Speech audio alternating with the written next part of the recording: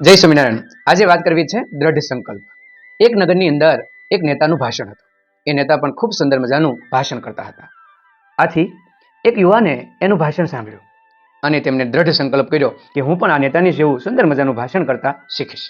પરંતુ તકલીફ એ હતી કે તેમની જીભ થોથવાતી હતી અને તે તોતળો હતો. આથી આટલા સુંદર મજાના વક્તા કઈ રીતે બનવું? છતાં પણ એ હિંમત ન હાર્યો. દ્રઢ સંકલ્પ હોય ને એ કોઈ પણ સફળતા મેળવી શકે છે.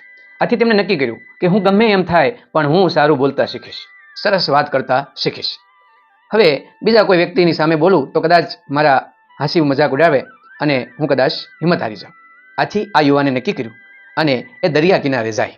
દરિયાના ઉછળતા મોજાને જોઈ એ વાતો કરે, મોજા સાથે પોતાનું ભાષણ શેર કરે, સરસ મજાની વાતો ત્યાં કરે.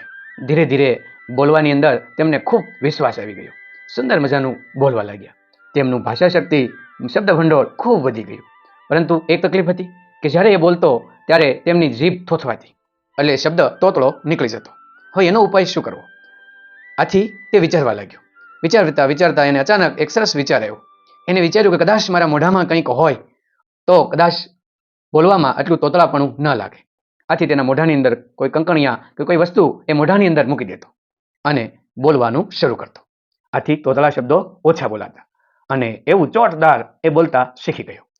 એમનું ભાષણ સાંભળવા લોકો અનેક જગ્યાએથી ભેગા થઈ જતા અને સુંદર મજાનું ભાષણ આપતા એ થઈ ગયો અને લોકો તેમની વાત સાંભળવા માટે હંમેશા આતુર રહેતા. આટલી બધી મુશ્કેલી હોવા છતાં પણ સુંદર વક્તા બની શક્યા. એ યુવાન બીજું કોઈ ન હતું પણ ડિમાસ્ટીનીઝ હતો કે જેમણે સુંદર મજાનું ભાષણ કરતા શીખી લીધું હતું. તેમનામાંથી પણ અનેક લોકોએ પ્રેરણા મળી અને પોતાનું જીવન પણ સુંદર રીતે બનાવી આગળ વધાર્યું હતું.